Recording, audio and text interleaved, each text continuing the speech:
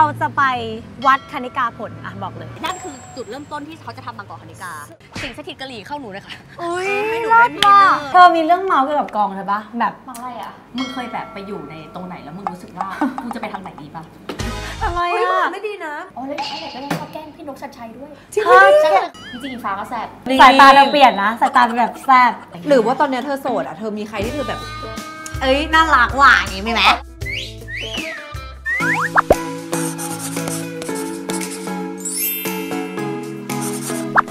สวัสดีค่ะทุกคนวันนี้เราจะไปวัดคณิกาผลอ่ะบอกเลยคือวัดคณิกาผลเนี่ยจริงๆเรื่องบางกอกคณิกาจบไปสักพักแล้วจะสามารถเข้าไปดูย้อนดูได้ที่แอปวันดีถ้าสมมติว่าเป็นคนนอกฉันอยากรู้ว่าในบรรดา3คนเธออยากเป็นกะหรี่คนไหนที่สุดอ้าวกูต้องเป็นโบตันจริงกูเล่นโบตันอยากเป็นโบตันอยู่แล้วเผื่อแบบว่าจริงๆมีบทที่อยากลองเล่นหรืออะไรอย่างเงี้ยแต่ถ้ารู้สึกว่าท้าทายก็จะรู้สึกว่าตัวชาเลนจ์ท้าทายหมายถึงว่าฉันรู้สึกว่ามันหมายถึงว่าคือฉันรู้สึกว่างี้โบตันกับฉันอ่ะมันจะมีแอททิจูดบางอย่างที่ใกล้เคียงกันแต่ว่าต้องยอมรับว่าโบตันมันเป็นการดันบาร์แอททิจูดค่อนข้างสูงกับกราวกว่าเพราะว่า3 คนเป็นไฟเตอร์บทข้อแรกเลยถ้าเล่นเป็นเทียนหยดต้องเด็กใช่ฉันว่าฉันเป็นคนตาผ่านโลกอ่ะใช่กูว่าอันนี้คือความยากฉันเลยรู้สึกว่าถ้าเป็นฉันอยากเล่นเทียนหยดแบบเฮ้ยการต้องเล่นแบบไร้เดียงสาไม่เคยเรายังเป็นแบบไปแรกแย่แต่เป็นอินโนเซนต์ที่ไฟเตอร์ถูกไหมซึ่งฉันเลยรู้สึกว่าหน้าถ้าเธออีก2 คนอ่ะเธออีก2 คนอ่ะฉันไม่ได้เป็นไฟเตอร์ก็ได้ดีเล่นกุหลาบแล้วกันเนาะใช่เพราะว่ามันจะได้แบบไฟเลยฉันเป็นแกละกันเพื่อนรักเพื่อนฉันจะสู้เพื่อความรักฉันจะสู้เพื่อว่าใช้ฉันรักแต่ว่าวันนี้บอกเลยว่าพอกลับมาสู่เรียลิตี้เนี่ยวัดคณิกาผลเขามาขอความรักกันถูกไหมใช่มีคนบอกฉันว่าจริงๆแล้ววัดคณิกาผลนะไม่ได้ต้องขอไม่ใช่ขอได้แค่เรื่องความรักนะขออย่างอื่นก็ได้โอเคคือขอเมาส์ที่ต้องมาวัดคณิกาผลจริงๆวัดเนี้ยเป็นวัดที่ฉันมาไหว้ก่อนถ่ายบางกอกคณิกาคือวัดคณิกาผลเนี่ยจะมีเรียกว่าคุณย่าแฟงเขาเรียกว่าโสเภณีสร้างวัดจริงๆบทเนื้อเรื่องของบางกอกคณิกามันมีต้นตอมาจากคุณย่าแฟงเว้ยมีความยินดีมากที่ได้ร่วมกับวัดใหม่ยายแฟงจัดงานวัดในปีนี้ข้าขอให้ชาวสำเพ็งที่มาร่วมงานในคืนนี้จงประสบแต่ความสุขสำราญก็คือเป็นโสเภณีนี่แหละที่เก็บเงินจนสร้างถนนสร้างวัดได้แล้วคนก็ตั้งคำถามว่าโหทำงานก็คือทำงานเป็นโสเภณีเป็นชนชั้นล่างในสมัยนั้นแต่เอาเงินมาเพื่อแบบทำนุบำรุงประเทศแต่ยังดูเป็นชนชั้นล่างแล้วก็ยังถูกกดขี่นั่นคือจุดเริ่มต้นที่เขาจะทำบางกอกคณิกาฉันก็เลยมาเอาเลิกเอาชัยโดยการมาที่นี่แล้วก็มาไหว้บอกย่าแฟงว่าสิ่งสถิตกะหรี่เข้าหนูเลยค่ะให้หนูได้มีเนอร์นะแบบว่าปังนะเธอไปไหว้กันได้โอเค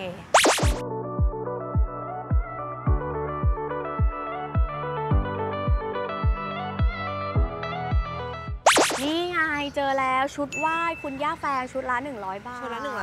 เธออยากจะขออะไรเป็นพิเศษหรือเปล่าบอกได้ใช่ปะถ้าบอกแล้วจะได้เป็นจริงปะเขามีเคล็ดไม่ต้องบอกก็ได้เอางี้ครั้งที่แล้วเธอขอเรื่องอะไรการงานสิการงานก็คือเรื่องนี้คือฉันบุกมานี่เพื่อตอนบางกอกคณิกาเลยเขาบอกว่าสมใจดั่งปรารถนาประการเทินเมตตาบารมีเฮงเฮงรวยรวยขอได้ทุกอย่างใช่ไหมแต่จะขอเรื่องงานเหมือนกันน่าจะขอเรื่องงานนี่แหละมาพร้อม let's go สวัสดีค่ะขออนุญาตซื้อชุดไหว้ย่าแฟงนะคะโอเคค่ะอันชุดละ100 บาทชุดละ100 บาทเธอต้องหยิบสร้อยมุกก่อนทำไมเธอถึงเลือกสีแดงคะไข่มุกเป็นความรู้สึกใช่ไหมรู้สึกฉันรู้สึกว่ามันจัดจ้านหมายถึงว่าย่าแฟงดูจัดจ้านชอบจัดจ้านต้องตัวจี๊ดเดี๋ยวฉันเอาสีขาวไปตัดย่าแฟงจะได้ไม่เบื่อย่าแฟงเอาไปใส่สลับนะไปใส่สลับโอเคได้พี่ก้อยเคยมาแล้วพี่ก้อยนำหน่อย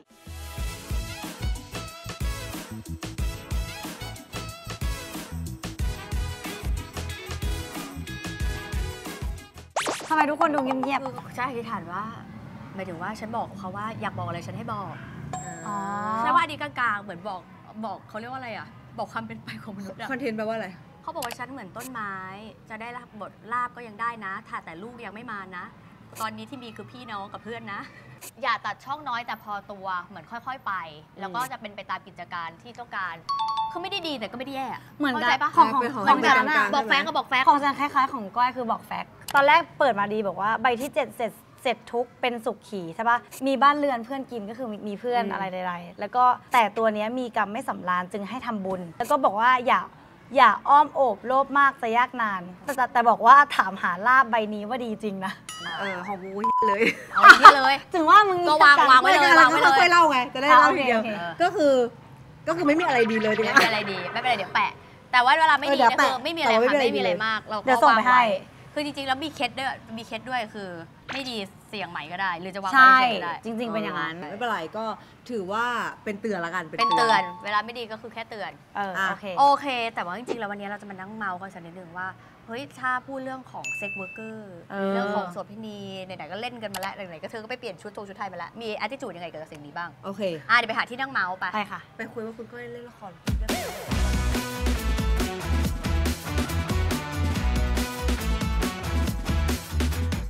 ที่เราอยู่นะคะ เป็นตลาดที่อยู่ใกล้ๆกับสน.พระพลาชัยนะคะก็คือ โอเค มีของกินรายล้อมมากมาย แต่เป็นแบบตลาดแบบว่าเขาเรียกว่าขนาดย่อมที่แบบ เนอะ เนาะดูมีของเยอะ เป็นออริจินอลดั้งเดิมวันนั้น จริง ฉันมีโอกาสไปเดินตลาดแถวบ้านเธออะก้อย ของอร่อยเยอะมากแล้วราคาถูกมาก จริ เล ง ย เหรอ เราสดด้วยวัน ดี นั้น เห ก มื ลั อบ นกัน ไปได้ผลไม้คือผลไม้อร่อยมากแล้วก็ราคาไม่แพง อุ้ยรสว่ะ เดินตลาดกันนะคะทุกคน เดี๋ยวไป ทุ ก่ ก อน คนก้อยกำลังเล่าให้ฟังว่าการปล่อยปูเนี่ยเขาถือว่าเป็นลาบอันประเสริฐนะคะเป็นลาบใหญ่ เพราะว่าปูเนี่ยเขาโดนรัดไว้แน่นอะไรประมาณนั้น แล้วก็ถ้าเราปล่อยเขาก็จะได้เหมือนได้รับการปลดปล่อยอะไรประมาณนี้นะคะเผื่อใครแบบ น้ำเป็นไงบ้าง สนใจอยากจะปล่อยปูก็เพราะปกติเราจะปล่อยปลาปล่อยกบปล่อยอะไรกันเนาะปล่อยปูลองดู แต่ทุกคนเวลาปล่อยอะไรอย่างเงี้ยหาที่ปล่อยที่ถูกต้องนะไม่งั้นจะทำบาปนะจ๊ะ ใช่ บางคน ที่ถูกต้องหมายถึงว่ายังไงคะ อย่างสมมติปูอย่างเงี้ยมันก็จะมีศูนย์อนุรักษ์พันธุ์ปูเลยสมมติเธอจะซื้อปู ไม่ใช่แบบอ๋อ โอ้โห ไม่ยืนปล่อย ดี ให้ ๆ เป็นเหยื่อ แล้ อะ ว ไร ก็ อย่าง ไป เงี้ยนึกออกปะ ใน ปล่อย น้ำก็ แล้ว กิน ปูอาจจะตายได้ ปูก็ตายด้วยบ้าง โอเค โอเคไป เดี๋ยวไปนั่งคุยกัน ป ค่ะ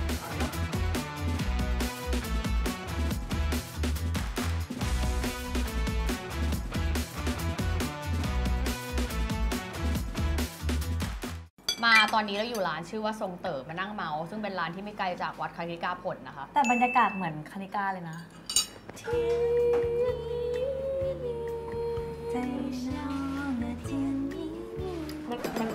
มันคือคานิกาใช่ปะเย็นมีมี่ ไม่ใช่ มันร้องอ่ะ เห็นไหมล่ะ กูก็เลยร้องด้วย วันนี้จริงๆเรามานั่งเมาเรื่องการถ่ายทำแล้วก็มานั่งเมาเรื่องเซ็กซ์เวิร์กเกอร์มาจากเล็กน้อย ตอนนี้ซีรีส์มันออน จบแล้ว จบแล้วเหรอซีนไหนยากสุดตั้งแต่ถ่ายมา ทุกซีนอารมณ์อะ เอามาสักหนึ่ง ยากเท่า ที่เป็น กันเหรอ ที่เป็นหนึ่งในความทรงจำที่แบบเตรียมตัวยากหรือว่าแบบขอหนึ่ง เพราะว่าซีนระดมพลก็เลยรู้สึกยาก หนึ่งว่าต้องใช้พลังงานเยอะหรือว่า ใช่ใช้พลังงานเยอะแล้วเพราะว่าพอกูคิดภาพไม่ออกเลยเว้ยตอนที่กูอ่านบทหมายถึงกูเห็นภาพแต่กูก็ไม่รู้มันเป็นยังไงอะไรเงี้ยแล้วเซตอัพมันก็คือแบบคนก็ไปยืนรวมๆกันแล้วก็คือต้องทำไงก็ได้ให้ผู้คนจำนวนทั้งหมดนั้น ฟังเราแล้วเขาก็เล่นเป็นเขาก็จะมีลองเพลงคือเล่นยาวเหมือนเล่นตั้งแต่ตรงนั้น ลงมาจนไปถึงชื่ออะไรนะ ถนนเนาะ ที่กูไปไหว้ขอเขาอะไรเงี้ย อืม ก็เป็นซีนที่กูแบบว่ารู้ว่ามันเป็นซีนที่มีความเอ็กซ์ตรีมแล้วก็เหมือนต้องแบบเป็นซีนเขาเรียกว่าประกาศจุดยืนของคาแรคเตอร์โบตันอย่างนี้ดีกว่า อืม ก็เลยเป็นซีนที่กูรู้สึกว่ากูต้องทำการบ้านเยอะ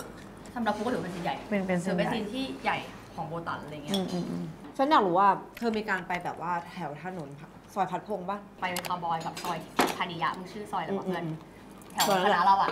ม คือรู้สึกว่าคาวบอยอ่ะเขาจะมีวายฝรั่ง อืม ฉะนั้นนะมึง เปิดเผยหน่อย ฉันเปิดเผยมาก ว่าฉันแบบ รู้สึกว่าทุกอย่างมันสนุกไปหมด มัน อื แบบ ม คือกูรู้สึกว่ามันเป็น energy ของการที่เขามีความแบบ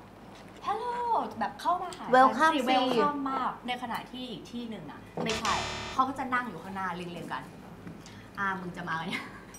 เป็นเรื่องอีกแบบ ใช่ หนึ่ง จะเป็นอินเนอร์รู้สึกว่าแต่ละย่านไม่เหมือนกันเลย อืม ทุกคนก็จะมีวายมีคาแรคเตอร์ที่แตกต่างกันอะไรประมาณเนี้ย ฉันอยากรู้ว่าการที่เธอได้ไปดูอะมันทำให้เธอแบบได้ดึงอะไรมาใช้ในการแสดง จริงๆแล้วปกติถ้าเรานึกถึงโชว์เทนีบางทีเรารู้สึกว่าเซ็กชวลมากๆแต่อย่างนี้กูว่าถ้าเห็นจากย่านที่มันเป็นย่านปกติ เป็นมนุษย์เหรอ ก็เหมือน แม่งเหมื เดิ อน ม มึง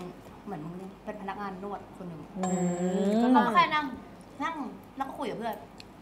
นั่งไปจริงๆมันก็เหมือนแบบปกติเขาจะนั่งอยู่ประมาณ 4-5 คนแล้วเขาก็จะเรียกหมายถึงว่าผู้ชายเดินผ่านเขาก็จะเรียกว่าเขาจะใช้คำว่านวดไหม เขาก็ไม่ได้แบบไม่ได้มาแบบว่าใครก็ไม่ใช่แบบนั้นก็จะแบบนวดไหมคะ แต่ว่าพลังงานที่ออกไปผู้ชายเขาจะรู้อยู่แหละด้วยการแต่ง ว่าเป็นยังไง ตัวน วดไหมคะ นวดไหมแล้วก็มีผู้ชายบางคนที่มาพร้อมที่จะนวดโดยเฉพาะ มันจริงๆมันค่อนข้างปกติมากเลยดี มันไม่ได้แบบโน นวดไหมคะ เขาเปิดมาทำ ก็เหมือนแบบ าชีพ เหมือนมัน นวดไหม นวด ใช่ เข้าใจ แต่ว่ามันแค่เข้าไปแล้วมากกว่านวดเฉยๆทีเนี้ยฉันก็เลยไปดูพวกคลิปด้วยเว้ยจะมีคลิปที่แบบดูแล้วเราระพมมากมึงเช่นผสมเพลงอายุ70 อายุ70 กว่าเขาไม่มีตังค์เลี้ยงลูกแม่เป็นสารคดีกูก็ไปนั่งดูแขกของเขาก็คือคนอายุที่มากกว่าเขา70 กว่า หรอ ใช่บางทีก็เป็นแบบคุณลุงขับรถเมล์คุณลุงขับแท็กซี่ที่แก่มากๆเลยอะไรเงี้ยก็คือจะเป็นคนเจเนอเรชันเดียวกับเขาแล้วแบบบางทีที่เขาบอกโหดสุดเลยคือ300 บาท 300 บาทเพราะวัยเขาไม่ได้แล้วอะแล้วก็คือผู้ชายเขาแค่ต้องการจะแบบปล่อยออกคือเวลาคนพูดแบบปากกอกคณิการมีประเด็นหนึ่งเว้ยเคยมีคนแบบบอกว่าโอ๊ยแม่งทำซีรีส์อย่างเงี้ยมึงมาสนับสนุนทุกคนเป็นกะหรี่อะสิก็จะพูดให้ฟังว่าก็ว่าอาชีพนี้แม่งแลกจิตวิญญาณเยอะมากผู้หญิงคนเราเกิดมาเนี่ยในโดยส่วนใหญ่นะก็ยิ่งก้อยตอนซีนที่ก้อยโดนผู้ชาย6 คนยกอะแม่งเป็นความรู้สึกที่ก้อยเชื่อว่าคงไม่มีใครอยากจะทำสิ่งนั้นอะไรเงี้ยก้อยว่าเรื่องนี้มันเป็นการแบบตีแผ่มากกว่าการมาแบบทุกคนมันเป็นกะหรี่ทุกคนกะหรี่ง่ายนะก็เลยรู้สึกจริงๆมันเป็นอาชีพที่แลกกับอะไรหลายอย่างเหมือนกันคือก้อยว่าถ้ามันมีช้อยส์อะมันก็คงไม่หลอกในความคิดอันนี้คือส่วนตัวก้อยนะเพราะว่าเวลาคนพูดเนี่ยก็รู้สึกว่าโหใครว่ากะหรี่ง่ายไม่ง่ายนะมึงประมาณนั้นแหละจริงอันมาถึงเรื่องนี้ได้ไงฉันถามว่าเธอได้อะไรจากการไปสำรวจประมาณนั้นแต่ว่ากูรู้สึกอย่างหนึ่งว่าเขาอะคนที่เป็นโสเภณีมันมีความเสี่ยงแบบมันพวกโรคอะไรอย่างเงี้ยใช่ป่ะจริงซึ่งจริงๆแล้วเนี่ยก็ต้องยอมรับว่าถ้านึกถึงอาชีพเนี่ยสิ่งที่คอนเซิร์นที่สุดอะคือเป็นกูก็จะนึกถึงแบบปากมดลูกไม่ได้ปากมดลูกอะไรข้างในใช่ซึ่งถ้าย้อนไปนะทุกคนอันนี้คืออยากบอกหมายถึงว่าถ้าเป็นรัฐบาลนะฉันจะให้ดูโสเภณีทุกคนจะฉีด HPV ทั้งหมดเลยจริงๆอ่ะควรจะเป็นผู้หญิงทุกคนควรฉีด HPV ใช่แล้วจะบอกให้ว่าดิฉันนะคะจองนัดหมอเรียบร้อยแล้วเธอก็จองไปแล้วใช่ไหมดีแล้วก้อยจริงๆควรใช่เดี๋ยวฉันจะตามไปจริงๆมันควรจะฉีดได้ตั้งแต่เด็กแต่ว่าฉันก็ไม่ได้ตั้งแต่9 ขวบเลยฉันว่ามันเป็นเรื่องปกตินะในสังคมไทยเพราะว่าถ้าย้อนกลับไปอ่ะ HPV มันแบบโคตรจะไม่มีความรู้อ่ะคือเราไม่มีข้อมูลอะไรเกี่ยวกับมันเลยซึ่งถ้าสมมติว่าใครรู้สึกว่าเริ่มตื่นตัวแล้วรู้สึกว่าเรื่องนี้เป็นเรื่องที่สำคัญก็สามารถหาข้อมูลเพิ่มเติมได้ไม่รู้จะหาจากไหนก็ไปถามคุณหมอเพราะฉันว่าคุณหมอทุกคนมีความรู้เรื่องนี้เผื่อเราจะได้ความรู้เรื่องนี้ไปแบบบอกให้คนรอบตัวเราเข้าใจมันมากขึ้นเพราะว่ามันสำคัญจริงๆทุกคนรู้ไหมว่าคนไทยเป็นมะเร็งเพราะ HPV เยอะมากและทุกๆชั่วโมงมีคนตายเพราะว่าเชื้อ HPVฉีดเถอะค่ะเพราะว่าถ้ามันป้องกันได้ก่อนจะไปรักษาฉันว่าควรทำไม่รู้จะรออะไรอ่ะแล้วฉันจะบอกว่า HPV คือติดง่ายนะมันเหมือนแบบพอพูดแล้วอาจจะแบบฟังดูไกลแต่ติดง่ายมากต้องสอดใส่เท่านั้นใช่ไม่จริงก็คือสมมติว่าเป็นแบบ oral sex หรือใช้ sex toy หรือว่ามีการสัมผัสกับคนที่แบบติดเชื้อก็สามารถติดได้ก็คือสามารถติดได้เลยติดได้ง่ายมากคนอาจจะคิดว่าเอ้ยใส่ถุงยางเนี่ยมันจะแบบช่วยหรือเปล่าป้องกันได้ไหมจริงๆแล้วคือแค่ลดความเสี่ยงแต่ว่าไม่ได้ป้องกัน 100% คือสามารถติดได้เหมือนกันเหมือนที่ดีมบอกว่ามันแบบแค่สัมผัสมันก็ติดได้แล้วใช่ไม่ว่าคุณจะโสดหรือคุณจะมีแฟนจริงๆแล้วอะป้องกันไว้ดีกว่าอย่างพูดจริงตอนนี้โสดแต่คุณอาจจะเคยมีคู่รักมันก็อาจจะเป็นเชื้อหรือตัวคุณเองคุณคิดว่าคุณไม่เป็นคุณเป็นพาหะก็ได้คือเชื้อมันติดอยู่แบบนี้นะค่อนข้างเยอะมากค่ะที่น่ากลัวคืออะไรรู้ปะคุณอาจจะเป็นแต่ว่ามันไม่แสดงอาการก็คือไม่รู้ตัวว่าเป็นฉันจะบอกเธอว่าเชื้อ HPV เนี่ยนอกจากจะเป็นมะเร็งปากมดลูกนะยังเป็นมะเร็งทวารหนักมะเร็งอวัยวะเพศคือเป็นได้แบบเยอะมากฉะนั้นเนี่ยบอกเลยว่าต้องฉีดป้องกันไว้จะดีมากเราสามารถฉีดได้ตั้งแต่9 ขวบจนถึง45เลยเพราะฉะนั้นตอนนี้เรายังฉีดได้อยู่เพราะเรา30ถูกต้องเราก็ไม่ใช่แค่ผู้หญิงนะคะผู้ชายก็ฉีดได้เหมือนกันถึงบอกว่ามันเป็นเรื่องจริงๆมันเป็นเรื่องที่สำคัญสำหรับทุกวัยแล้วก็ทุกเพศด้วยนะคะไม่ว่าคุณจะเพศไหนก็ป้องกันดูแลตัวเองไว้ดีกว่าอย่างที่ที่บอกไปตอนต้นถ้าไม่มีความรู้ถามคุณหมอก็ได้รู้สึกว่าอ่านแล้วไม่เข้าใจอย่างเงี้ยตรงไปถามคุณหมอได้เลยคุณหมอเขาพร้อมให้ความรู้อยู่แล้วเราจะได้มีความรู้เอาไปบอกเพื่อนนะบอกคนที่อยู่ใกล้ตัวเราคนที่เรารักคนที่เราแคร์เพราะว่าที่ว่าเรื่องนี้เป็นเรื่องที่สำคัญจริงๆสำหรับสุขภาพของเราในอนาคตแล้วก็ปัจจุบันด้วยนะจ๊ะเราจะบอกว่าโตมาเนี่ยสิ่งที่สำคัญที่สุดของพวกเราจริงๆคือสุขภาพนะถูกต้องแบบให้มาเป็นอันดับหนึ่งเพราะว่าถ้าเกิดว่าสุขภาพไม่ดีหรือเป็นโรคอะไรขึ้นมามันก็ทุกอย่างก็คือพังไปหมดงานที่รักก็ทำไม่ได้อยู่กับคนที่รักก็ไม่ได้ไปเที่ยวที่ดีๆกินของดีๆก็ไม่อร่อยทุกคนสุขภาพสำคัญจริงค่ะเราจริงจังไงเรามาจริงจังเพราะว่าเราต้องให้ความรู้เขาเพราะว่าเราอยากจะบอกประโยชน์จริงๆกูอยากรู้เรื่องนี้ว่าคือการที่มึงเล่นเป็นบทโสเภณีอยากรู้ว่าหน้ามึงอยากรู้จริงอยากรู้จริงคือที่ขอถามเลยคืออยากรู้ว่ามันมีโมเมนต์ที่มึงแบบเวิร์คคาแรคเตอร์หรือว่าแบบต้องจมอยู่ในภาวะนั้นอะเรารู้สึกว่าซัฟเฟอร์จริงหรือรู้สึกจริงปะคือกูเคยจินตนาการว่าโดนข่มขืนหรือว่าโดนอะไรประมาณนั้นแล้วกูรู้สึกว่าไอ้เช่นแม่งทรมาสัตว์กูเลยรู้สึกว่าในฐานะนักแสดงอะทำยังไงให้ไม่เข้าเขตทรมาหรือความอันตรายจากการเป็นนักแสดงให้เฮลตี้ทำยังไงกูว่าโมเมนต์ที่กูใกล้ ใช้คำว่าใกล้ทอมากที่สุดคือซีนนั่นแหละซีนที่โดนเรฟจากขุนนรงค์ ที่มัน 5-6 คนถูกไหม เพราะว่า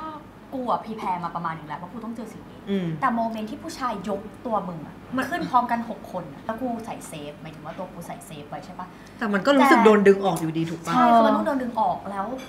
ว่าทำให้กูเหม่อไปประมาณหนึ่งเหมือนกันแล้วกูก็รู้สึก ก็ ว่า คือมีช็อก ใช่จริงๆเขาเล่นกูจำได้เลยว่าเล่นครั้งแรกสุดอะกูช็อกเลยเว้ยเหมือนเหม่อแล้วทุกคนก็เข้ามาทุกคนหมายถึงว่าทีมงานนี้มันเขาก็เข้ามาชาร์จกูเลยว่าแบบ โอเคไหม กูไหวไหมแล้วแบบพี่นัทเขาก็โปรเฟชชั่นอลมากๆอะไรเงี้ยโดยพื้นฐานกูอะกูรู้สึกว่ากูไม่อยากเอาอะไรกลับบ้านอะ อืม อยู่แล้วยิ่งเป็นเรื่องนี้ด้วยกูเลยยิ่งรู้สึกว่ากูไม่ได้อยากเอาอะไรกลับบ้าน ก็เลยรู้สึกว่าไม่ได้ตกค้างอยู่นานแต่เป็นแค่สภาวะนะช่วงนั้น ช่วงนั้นเฉยๆ ที่ต้องอยู่ตรงนั้นอะไรเงี้ยแล้วก็เหมือนกับว่าทุกคนน่ารักมากคือพี่ๆเขาอะไหว้กูตลอดมันทำให้เห็นว่า5 4 3 2เขาเป็นการสัตว์ป่า5 4 3 2 ก็ขอโทษกัน ใช่เพราะว่าแบบเขาก็ค่อนข้างแบบกูว่าเขาก็ค่อนข้าง caring กูมากอะไรเงี้ยนั่นคือสิ่งที่ทำให้ตัวกูมันขาดจากตรงนั้นได้ค่อนข้างดี เหมือนแยกความเป็นจริงกับแยกความเป็นนักแสดงออกจากกันให้ขาด เขาใช้ energy ที่แตกต่างกันมากด้วย เธอมีเรื่องเมาส์เกี่ยวกับกองเธอปะแบบ มากอะไรอ่ะ คือเป็นเรื่องแบบเรื่องสนุกสนานในกองถ่ายบ้างดี มี กว่า ใครแบบน่ารักหรือว่าแสบๆอะไรอย่าง หรื เงี้ อย ว่าตอนเนี้ยเธอโสดอ่ะเธอมีใครที่เธอแบบ เอ้ยน่ารักว่ะอย่างงี้ไหม ขอเล่าเรื่องเธอได้ปะเพราะว่า ได้ คือก็จะเข้ากับเธอใช่ปะ เธอคือคู่ของ เธอคือก็ของก้อยคือนาดแล้วคาแรคเตอร์ของนาดอ่ะโบตัง กำลังต้องไปช่วยอีกุหลาบข้ารักเอง ทุกครั้งแล้วในหัวกูคือมันใช่เวลาไม่น่าแต่แล้วสำหรับกูรู้สึกว่าเพอจริงๆก็ดูพิสิทธิ์ทำสิ่งนั้นด้วย คืออยากบอกคือนั้นความรักมันท่วมท้นหัวใจ คือคู่โบตันกับหน้าเนี่ยเป็นคู่ที่ความรักท่วมท้นมาก แล้วหน้าก็จะเป็นคนที่มีความแบบอินโนเซนต์อะคือเพิร์ลน่ารักมากเพิร์ลจะเป็นคนให้เกียรติก้อยมาก แล้วเวลาจูบอะเสร็จแล้วต้องจูบกันอะเพิร์ลจะแข็งมาก ตัวแข็งไม่แข็งคือแบบแข็งคือเขาเหมือนเขาไม่ได้ เขาเกรงจับตรงไหนได้ไหม จูบกูเลย จุ่มพี่ได้ จู จุ่ บ ม พี่ พี่ ใช่กูเปิดพี่โอเคจูบพี่เลยครับ ครับพี่คือเข้าใจปะคือก็ว่ามันเกรงใจกัน เขาเกรงใจก็ดีก็แบบเขาให้เกียรติ ต้องบอกว่าจริงๆแบบว่าเซ็กซีนที่มันมีความดุเดือดมากๆในวงการบันเทิงไทยมันก็อาจจะยังเป็นนิวบี้เนาะหมายถึงว่าสมัยก่อนเราอาจจะยังไม่ได้แบบดุเดือดเลือดพล่านขนาดนี้อาจจะไม่ใช่ในวงกว้างอะไรเงี้ยเพราะฉะนั้นก็ถือว่าเป็นก้าวสำคัญที่เรากำลังจะค่อยๆเรียนรู้การทำงานแบบนี้อะไรเงี้ยแต่ว่าถือว่าเริ่มต้นได้ดีเพราะทุกคนดูให้เกียรติกันมากๆอย่างที่ก้อยเล่ามาอีกหนึ่งพาร์ทที่สำคัญมากๆในเรื่องบางกอกคณิกาคือการทำโชว์เธอเต้นได้รั่วร่ามากก้อย มึงกูขอเล่ามึงเคยแบบไปอยู่ในตรงไหนแล้วมึงรู้สึกว่ากูจะไปทางไหนดีปะ ทำไม เฮ้ยมึง อ่ะ ทำได้ดีนะมึงไม่ได้ดูเฮสิเทต กูว่ากูทำได้ดี แต่ว่ามึงต้องอยู่โมเมนต์คือเขาจะให้ข้อแรกคือเขาจะให้กูไปอัดเสียงก่อน อัดเสียงร้องเพลง อัดเสียงร้องเพลงเหรออัดเสียงร้องเพลงคือกูว่ากูอยู่ในเสียงที่พอจะโอเคพอโอเคเพราะกูหันไปหาฟ้า มันร้องพอมากใช่ไหม พาแล้วรอพอ แล้วกูว่าอัด เต้น เสร็จแม่งเต้นต่อ ซาเลน มาละกูยืนอ่ะกูก็กูพอเต้นพอได้กูหันไปหาชาเลนกูรู้สึกอย่างนั้นจริงๆกูรู้สึก เพราะชาเลนมันจัดการระเบียบร่างกายดีมาก ใช่ รู้สึกว่าเฮ้ยกูว่าตัวเราก็เก่งประมาณนึงแล้วมันเจอคนเก่งกว่าทั้งสองด้าน มึงเราเป็นนิเทศศาสตร์เราร้องได้ ก็เหมื ป อน ระมาณนึง เป็นอะใช่ เต้นได้ประมาณนึงของเขาคือร้องเก่งกับเต้นเลิศไงเราแบบ ไม่ ได้หมดเลยได้หมดเลยได้หมด มันคือความรู้สึกนั้นจริงๆเว้ยแล้วกูว่ากูเรียน ไม่แต่ถือว่าเราทำได้ทั้งสองอย่าง แต่ว่า ในระดับที่ เครื่องออกมาคือเลิศ โอเค มันโอเคคือมันก็ทำให้กูรู้สึสึกว่า มันได้เวลาที่กูต้องไปเรียนเต้นแล้วแหละ แล้วเธอไปเรียนเพิ่มหรอ โอ้โหเรียนเพิ่มฉ่ำ มันอยากมั่นใจแหละใช่ไหมตอนที่ออนซีน เข้าใจ เพราะมันตึงทั้งคู่เล จริ ย ง มันแต่ข้อดีของการทำงานของกองเนี้ยกูรู้สึกว่ามันเหมือนกระโจนเข้าไปทำงานแบบคนเก่งจริงว่ะ เก็ตคนจริงจังกับงาน เวลาเห็นคนเก่งเราก็อยากจะแบบเก่งด้วย หรือแบบเวลาอยู่ในกองอ่ะแล้วพี่นกชัยชัยอ่ะ ก้าวเข้ามาในซีน มึงคือเป็นคนไม่มีคนที่แบบเขาไม่พูดเขาแค่ก้าว องค์มาเลย เรียกว่าเงียบทั้งกองแล้วกูก็ กองเนี้ยกูหูเยอะมาก องค์ใหญ่จริง มึงใหญ่มากมึง Radiant แล้วก็แบบใช่เรเดียน เมาคุณชาเลตหน่อยสิฉันชอบนางเป็นนักแส ใช่ ดงที่ฉันชอบ ชาเลตเลิศอะ เป็นเด็กน่ารักมากมันอายุยังไม่ถึง20เลยป่ะใช่ 19อ่ะ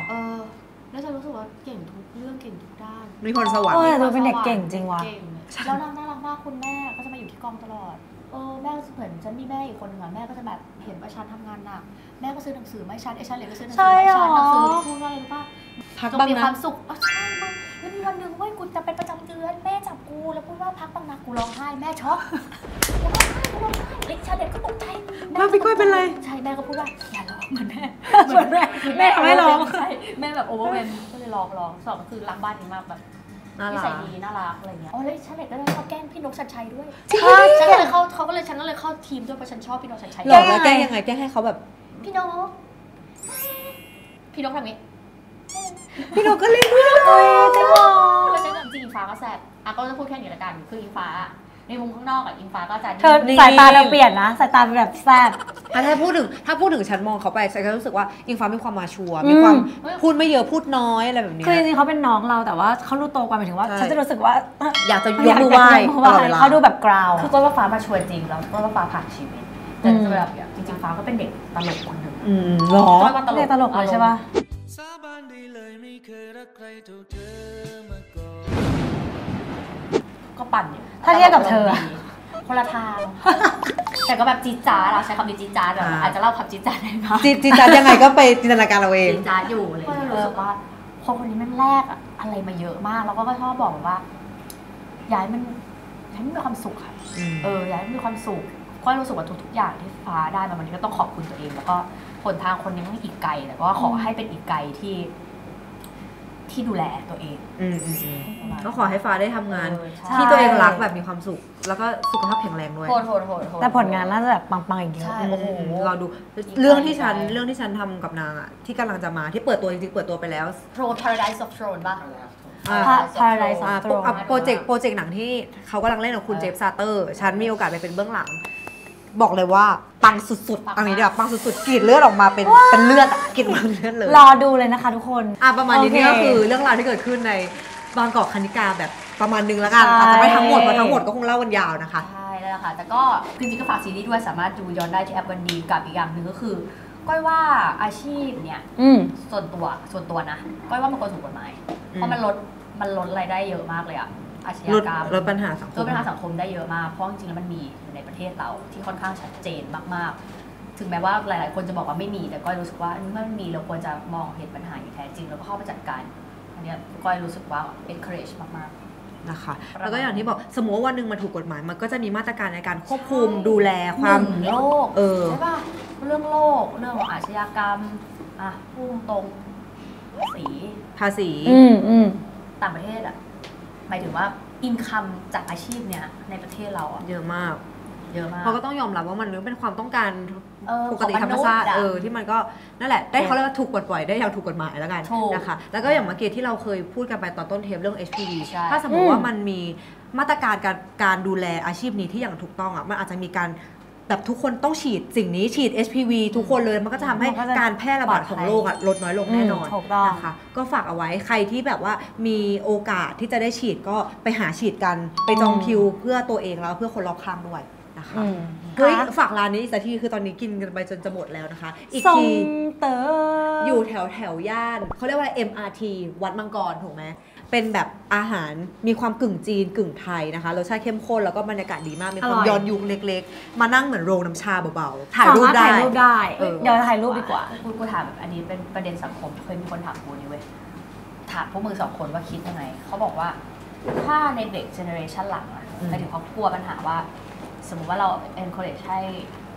โสเภณีถูกกฎหมายแล้ว whatever จะทำให้ปริมาณของคนที่อยากทำอาชีพเนี้ย เยอะขึ้น แล้วมันก็จะทำให้เหมือนค่านิยมสังคมเปลี่ยน whatever พวกมึงคิดเห็นยังไงกับสิ่งนี้ ในแง่ว่าอะไรสมมติลูกก็จะเป็นอย่างเงี้ยเหรอ เอาแบบ สมมุติ extreme คำถามคือ extreme personal ใช่แบบนั้นก็ได้แบบ คือกูก็จะคิดว่าตราบใดที่มันไม่ได้ทำให้ใครเดือดร้อนแล้วก็สมมติเป็นลูกกูที่เขาเลือกที่จะทำสิ่งนี้เองแล้วมีความสุขกูไฟนะหมายถึงว่า แปลว่าเขาคิดมัน มากแต่ว่าเราก็ต้องบอกเขาว่ามันแลกมาด้วยอะไรนะ ใช่หมายถึงว่า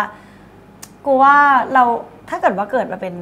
ลูกบ้านเราอะนะเราก็จะดูแลเขาอย่างดีสอนเขาอย่างดีอยู่แล้วแหละแต่ว่ามันก็จะได้ประมาณนึงเขาก็ต้องไปเจอโลก ข้างนอกของเขามี perception ความคิดอะไรก็ต้องปล่อยเขาสำหรับกู กูว่ามันยากสำหรับกูนะกูรู้สึกว่ากูไม่รู้ว่าเขาเข้าใจมันมากน้อยแค่ไหนสำหรับกูมันคือแบบเขารู้หรือยังว่ามันคืออะไรไม่ง่ายที่กูจะยอมรับมันง่ายเพราะกูรู้สึกว่าการทำอาชีพนี้มันอย่างที่ก้อยบอกอ่ะมันไม่ใช่แค่ว่ามีเซ็กส์แล้วก็เฮ้ยเราเป็นคนที่ชอบเอนจอยการมีเซ็กส์แล้วเราก็ไปเป็นอาชีพนั้นได้สำหรับกูมันแลกมาด้วยความเสี่ยงหลายอย่างและยิ่งถ้าสมมติว่าแบบ มาตรการทุกวันนี้มันไม่ได้ครอบคลุมขนาดนั้นนะก็กูก็ทำใจลำบากที่จะให้ลูกกูทำในฐานะแม่คนนะที่จะให้เขาต้องไปเผชิญสิ่งนั้นที่กูไม่สามารถควบคุมได้อะไรเงี้ยแต่สำหรับกูต้องคุยกับเขาจนไปถึงเบื้องลึกอะว่าแบบอยากทำเพราะอะไรมันคือจุดไหนแล้วถ้าสมมติมันเข้าใจได้กูก็อาจจะยอมรับได้ในระดับหนึ่งมึงล่ะก็ว่ากูดพอยต์ว่าคล้ายๆกันก็รู้สึกว่ามิติอาชีพเนี้ยมันไม่ใช่อาชีพที่เราเห็นแค่ข้างหน้าเรารู้สึกว่าบอกก้อยไม่แน่ใจนะบางคนอาจจะรู้สึกว่าอุ้ยมันเป็นคำพูดง่ายๆแบบตลกว่าอยากเป็นกะลีจังเลยแบบแคชชี่สนุกปากแต่มิติของอาชีพเนี้ยอย่างที่บอกนั้นแรกมาเยอะมากซึ่งก่อนที่เรารู้สึกว่าเราอยากจะเป็นสิ่งนั้นหรือจริงๆมันคือทุกอาชีพคุณรู้จักอาชีพนี้ดีหรือยังคุณต้องแลกอะไรมาบ้างและอยากจะเป็นจริงๆก็ค่อยไม่ต้องคุยกันอุ้ยฉันอะอยากให้เกิดสิ่งนี้ขึ้นในวงการโสเภณีไทยเว้ยช่วงหลังๆมันดูหนังต่างประเทศที่มันแบบว่ามีเรื่องโสเภณีเยอะใช่ปะแล้วฉันรู้สึกว่ามันมีบางประเทศอย่างเช่นประเทศญี่ปุ่นเคยพูดไปแล้วแหละว่าแบบเขาทำให้อาชีพโสเภณีมันเป็นอาชีพของศิลปะคือการที่เราไปทรีตใครคนหนึ่งหมายถึงว่าให้ความสุขใครคนหนึ่งในเรื่องของเซ็กชวลมันแบบว่ามันมีมิติเยอะมากเช่นว่าเฮ้ยการเล้าอารมณ์เขาการแบบแสดงศิลปะอะไรบางอย่างเพื่อให้มันเกิดพูดกลอนเลยเธอบอกใช่ไหมฉันรู้สึกว่าอันนี้มันคืออาร์ตว่ะถ้ามันไปถึงเบอร์นั้นได้ฉันรู้สึกว่าเฮ้ยมันก็จะเป็นอีกแบบนึงตอนนี้มันเหมือนมันแบบโอเคต้องทำเพราะว่ามันต้องทำเพราะว่าไม่ทำอย่างอื่นไม่ได้แล้วอะไรเงี้ยแต่ถ้าเมื่อไหร่ก็ตามอาชีพนี้ถูก grooming ให้มันมีเดฟขึ้นมันมีศิลปะมันมีที่มาที่ไปฉันว่าฉันอาจจะยิ่ง appreciate กับอาชีพนี้มากขึ้นนะรู้สึกว่ามันแบบเป็นศิลปะอย่างหนึ่งได้อยากลองเห็นไปถึงจุดนั้นแต่ถ้าเกิดว่าถึงยุคหน้ากูก็รู้สึกว่ามันก็คงจะแบบถ้ามันถูกกฎหมายจริงๆแล้วทำให้มันแบบมีมาตรการอะไรต่างๆนะมันก็จะมีความห่วงน้อยลงแหละทำให้มันเป็นแบบถูกต้องอะนั่นแหละประมาณนี้มีความรู้จังเลยเทปเนี้ยแกมีสาระเกินมีสาระเกิน